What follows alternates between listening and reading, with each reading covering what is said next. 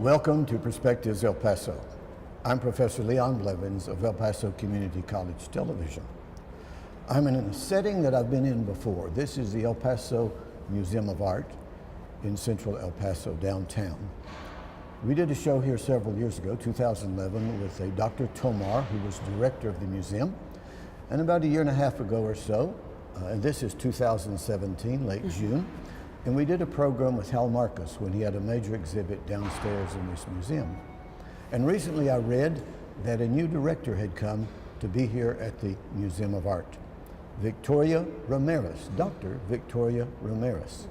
And just recently, El Paso Inc. newspaper did a feature article about her, an interview about her and her background. And right about the same time, I received this in the mail. And you recognize this, don't you? I do, yes. Yes, it's a little bulletin, a little catalog about things that are going on at this museum. A museum is not just a place to walk in and look at pictures, it's to do things in too. So I have with me today Dr. Victoria Ramirez, and welcome to El Paso. Thank you so much, Professor. Aren't you glad to be here? I'm thrilled to be here, and I'm glad to have you here at the museum. Well, thank you very much for letting us do this again. And I brought Marco, Lara, and Carol, and Jaime, and my crew here, and it's not an easy task to set up this kind of thing. It's quite a production. And it's not an easy task to run a museum. Okay, tell us just a little bit about you and your background, where you're from, where you studied, and let's deal with that, and then we'll do some about the museum. the nuts and bolts the of me? The nuts and the bolts, okay. Yeah. Well, my background is in art history and education, and I've really spent my career working at museums. Most recently, I was the director of the Bullock Texas State History Museum in Austin. One of my favorites. It's a wonderful museum. It's one of the largest state history museums, and a museum that is absolutely bustling nearly every day of the year. I was there for 4 years, and then before that, I was even farther east in Texas, and I was in Houston at the Museum of Fine Arts, Houston, where I headed up the education department, and had a wonderful experience planning programs and events and activities for adults, children, teachers, students. And then I also headed up our technology initiatives. And that's where I really learned the importance of using 21st century technologies to engage visitors in the museum and with art. So it is a place of activity. Yes. You have classes here, age classes, children's classes, adult classes. How do you do that? And where do you do these classes? We do. So on the first floor of the museum, we have the museum school. There are 3 fully equipped classrooms where we teach classes for children and adults. One of the classrooms is a studio space that is really designed to be a ceramic studio. We have wheels for throwing pots. We have 2 kilns. We have all the equipment and materials that you would need to learn how to work with ceramics and work with clay. Another studio that we have downstairs is our printmaking studio, where we have a press, and we have, again, all of the tools and the materials that, whether you're a budding artist or somebody who's a little more advanced, you could come in, take a class, and hone your skills. Did you get involved in art as a child? I did. I was one of those art kids. Okay. And I was actively involved in school. You got all messy in and all of elementary that? school. I loved doing that. That was my thing. I always took classes. I always went to art camp. Okay.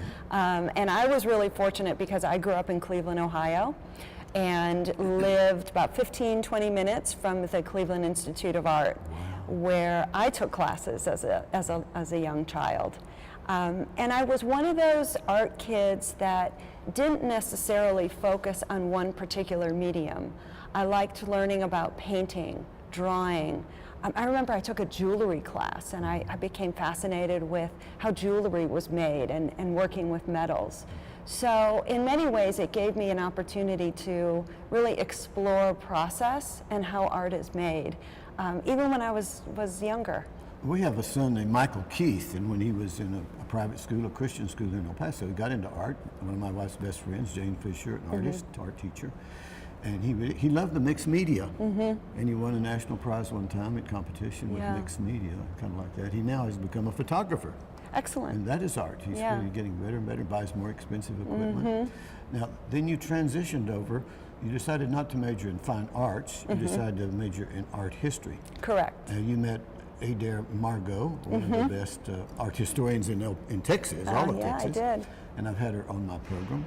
And how about that? Why did you transition away from creating all of these works to studying these works? So the real story is when I was in college and I was a studio art major, I realized two things. I realized that the critique that an art student has to endure when they put their work on view for all of the students and their professors to see and discuss was something I didn't feel really comfortable with. Hear people talking about. It made me a little uneasy, and it made me uneasy because I realized that I was just not that good. Well, our son Keith, he wanted to be perfect, and if the art wasn't perfect, he'd tear it up or not want to do Right, it. Did you run into that? I would say that I realized that my visual skills were more in looking at art and talking about and understanding how art fits in the broader world than it was necessarily making art. So when I started taking art history classes, I realized that that was an area that I felt very comfortable because I felt like I could excel in it. And I became, of course, so interested in it that I changed my major. I went on and got a master's degree. And so I was able to, and of course, work in museums. But it was really a discovery in my freshman year of college that kind of launched me into a few decades of working in museums and still looking at art, talking about art, and thinking about ways that we can make art interesting and relevant for people who know something about it and then people who don't. Okay, now in your little catalog that you sent out, you talk about upcoming events. What are some events that you would like to bring in? It's in your mind now, and these sometimes take 2 and 3 years to get planned and get some of them in. Do you have some in mind you'd like to bring to El Paso? Sure. Some of the most complex projects that we work on are exhibitions. And of course, we're sitting in front of our galleries. We have 30,000 square feet of galleries to fill. And it takes a lot of time, it takes a lot of resources to make sure that those galleries are filled with a constant rotation of different kinds of art. So when we think about what we want to bring in, first and foremost, what we've heard from the community is an interest in contemporary art. And there's a lot of really contemporary art that's happening, not only in our region, but beyond, that we feel we can bring into El Paso. We have the space to do it. We have the professional staff who can really host exhibitions that might not otherwise come here. So we're very interested in bringing in different kinds of contemporary art. Okay. The other area that we're really interested in is taking a more historic slant and looking at European art. We have one of the most fabulous collections of 13th to 18th century paintings, European paintings anywhere, and that is of course our Crest collection. And so one of the ideas that we're thinking about is what kind of exhibitions might we be able to bring here that would illuminate that Crest collection, that would allow people to look at the Crest collection in a different way. So for example, of course most of our Crest paintings are Italian. How interesting would it be to look at Spanish art or French art of that same period and then be able in one building, in one floor, to make those kinds of comparisons. So those are some of the ideas that we're exploring. Of course, we're here on the border, so there's Mexican art. Very true. And exhibitions, a big exhibition, I think in Dallas recently, with Mexican art. We're right here on the border. Exactly. When we think about exhibitions here at the museum, we also want to make sure that they somehow support the museum's collecting areas. and we collect American, Mexican, European art. And Mexican art is something that we're certainly focused on, and in fact have been in conversations with people in Mexico to develop some partnerships with museums south of the border where we can bring new work to El Paso, and perhaps even have the type of partnership where we send work from our collection to museums in Mexico City, for example. We're in the very beginning stages of those conversations, but you know, it's so important when we think about the region that we're in, that we think beyond just our county, and we think beyond our zip code. We really here think about the entire region as being, I heard somebody describe it as 2 countries, 3 states, or 2 countries, 2 states, 3 cities. That's really what we're looking at. So reflecting Mexican Americans, that's really important to us too. Years ago, we designed our house in such a way, and it's a modest house, with Southwestern art. Some sculptures, and then prints and things on the walls, and so we've enjoyed that. And at some point, we have homes, adobe homes and doors. You've seen some of these. Even doors is art. Sure. And history. Yeah. So we're in a great place here. Have you been to San Elizario yet and seen some of the galleries? I have. I'm really fortunate as museum director in that I get to meet very interesting people, and I met Gaspar Enriquez, and he was kind enough to invite me and my husband to visit, and we saw his studio, and we talked a lot about his work, and also talked through his perspective what he wanted to see for El Paso and for the Art Museum. But it's a beautiful, really special place, and then who knew there was a Billy the Kid jail there? And they so upgraded all it. sorts of things. Have you met Mitzi Kirate over at the International Museum of Art? I have not. Okay, you need to meet her. Years ago, my wife and I were there for a program, and somebody came up, and they have a Christmas display they put up every year. That was given to them, and we were asked. I said, "Well, this is my wife. She's Mrs. Shanna. She's Mrs. Claus, and I'm Santa Claus, and we do a lot of programs." So since that period of time, years ago, we've been there, Santa and Mrs. Claus. One time we came here for a fundraiser, Christmas fundraiser, Santa and Mrs. Claus, and then we do Uncle Sam and Aunt Sammy for them. And every July they put a patriotic collection I gave them on display. So you need to go sometime during this coming month. Yeah. Here we are in near the end of June It's almost 4th of July. 2017. I lead the East Side Parade as Uncle Sam on the 4th of July. I've done that for years. So get over there and look at that. We have part of the Crest collection over there, and so on and so on. There's so much here. And people say, what is there to do in El Paso? Well, there are a lot of things to do. True. And art is one of those things. True. I've only been in El Paso about 5 months, so I still have a list of things to do. But I can tell you that there's no shortage of opportunities here. Well, my wife and I need to give you a little tour. That would be Invite you in, terrific. we can get together, go eat together, and I would then go enjoy see that. some of these places and introduce you to some of the people. That'd be I've great. been doing this show for 10 years, and my wife says, gosh, you've met so many different people by doing this television show. You're the latest. Okay, anything else that I'm overlooking here about what you do as a museum? You have art classes, various kinds of things. You have exhibits that come in. Am I overlooking anything? Well, you talked about events, and Yes, okay. and this idea of the museum being a place that's active, and I think that's really important for people to know that part of our mission is to open our doors and to be an open and accessible place for anybody. And as I said, you don't even need to know anything about art to be able to come in and enjoy the museum. It's just part of the community. And so one of the ways that we really want to extend that invitation to the community is through events that we offer. And the events can be scholarly events. They can be lectures, they can be panel discussions. Maybe we bring in artists and have them talk about their work. But the events can also be fun and social events. And just last night, we partnered with Proper Print Shop and had Dead Beach Brewery here, and a DJ, and a coffee cart, and this live printmaking demonstration where people who came in got to take a print home with them. So they actually got to take a work of art home with them. And what was so exciting about that event was to see people come to the museum, many of whom haven't been in a long time, some who haven't been since they came on a school field trip when they were in the 4th grade.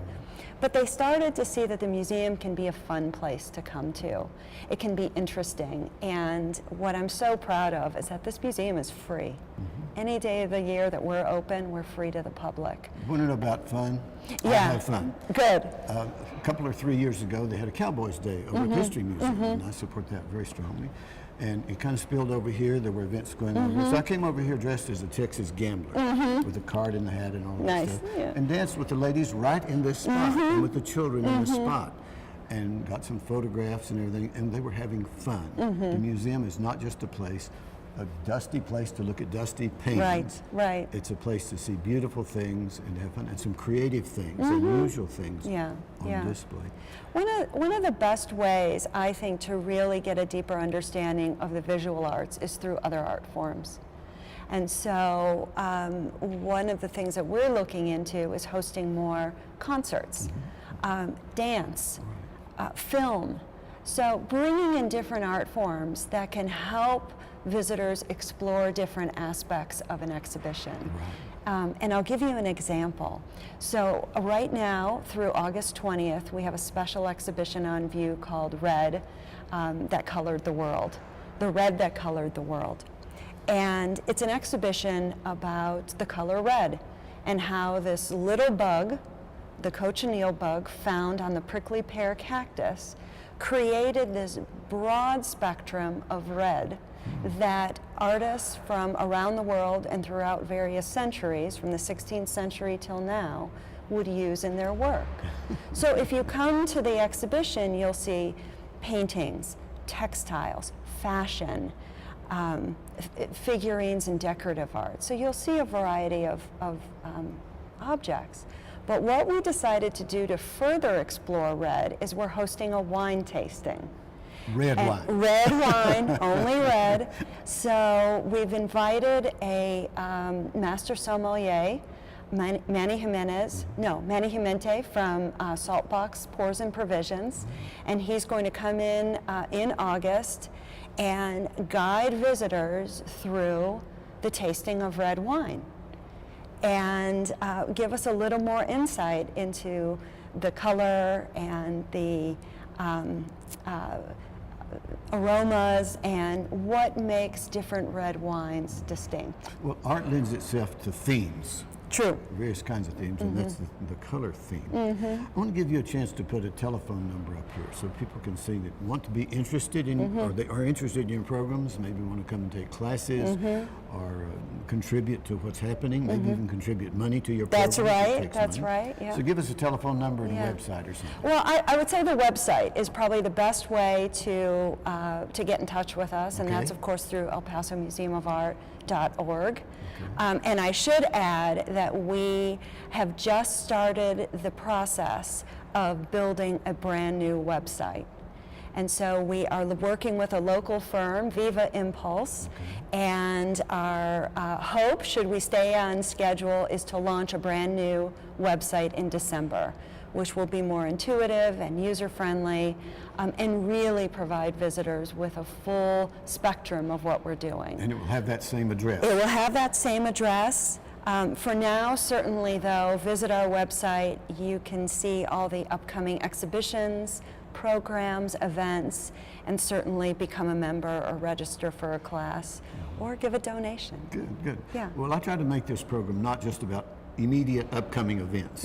I'd like for this program to be about institutions, the people who are involved in the institution at a given time, such as here 2017. And so that's what this is about. By the time some of these happen, this show will not be shown. By the way, this is a special edition program because we've not done programs in the summer before. Oh, But well, thank Dr. you. Jenny Harone at the community college gave us permission to do several shows this summer that I otherwise probably would not be able to do.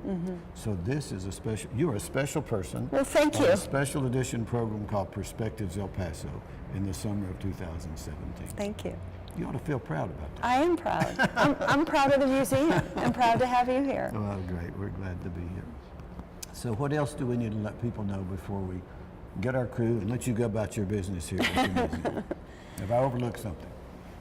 I think the big thing is just that we are a place that's here for the community. And we're also a place that a lot of people may not realize, but we are one of the largest visual art resources in about a 250-mile radius. And so we really take our mission to heart and believe that we are here for a broader community. Right. And so it's really talk committed. about how you deal with this in the context of city government. This is a government operation. A lot of people say, I don't like government. Well, wait a minute. Government provides sometimes positive things. They It doesn't do. just take your taxes. It does take tax money to spread. Talk about getting involved in Austin, Texas, or with the state of Texas, Bob Bullock Museum, and here. Talk about working with politicians and budget makers, okay? Well, a lot of museums are entering into these private-public partnerships because they need multiple legs to stand on to ensure that they are financially healthy moving forward. And so when I was at the Bullock Museum, it's a state-run museum, has a private foundation that raises funds for it. It's a very similar setup to what's here. We're a city museum, but we also have a private foundation that raises funds for us. And so what that means is that the city provides the building that we're in. The city supports us with administrative support in terms of human resources, covering things like salaries, facilities support, a lot of our operational processes that, quite frankly, can be challenging to raise funds for. As an example, security, janitorial services. Those kinds of things are important. They're critical for a museum to remain safe moving forward, and but yet can be challenging to raise funds for. Insurance is another example. You mentioned security. The young woman that met me at the door today, Diana, is one of my former students. Oh, how about that? And she was excited to see me coming in with my crew, and she started telling me, she said, I have a picture with you in the classroom one day. And so she's not only learning something, but she's helping to provide security here. Exactly. As she goes on and completes her education. Okay. Well, and that's the thing too. I mean, we, as a public space, we not only need to make sure that the art that we're entrusted to keep safe is safe, but we need to make sure our visitors are safe too. So having the city support those kinds of facilities and operational costs, which can be quite expensive, is tremendously helpful because it means that we're able to focus more of our fundraising efforts on what we call the fun stuff, but the things like supporting exhibitions and programs and special initiatives. And you have people that help you with grant writing. We do. We have a staff that will reach out to individuals, private foundations, corporations. There's a variety of philanthropic opportunities that we pursue to make sure that we are getting the support that we need. Well, I just hope that the people, we don't have a large audience, but we have a selective audience, intelligent audience. This is an educational, informational kind of program that we have. And so we will be showing this, as I mentioned, sometime in the fall semester of this year. And then we'll be showing it again in a few years. Oh, okay. And we hope that you're still here running the museum and helping it to grow and prosper in the city of El Paso. And even if someone else comes in and you go somewhere else, then we know that they've seen this and maybe they'll be activated once again to come and visit the museum and not just look at paintings, but to get involved in things. Sure, sure. Wow. 27 minutes went by very, very fast. It did. I've enjoyed talking with you. Thank you. It's good to meet you. Thank you so Great much. Success with your work. Tune in again for another interesting show. Special editions this summer. I'm Professor Leon Blevins.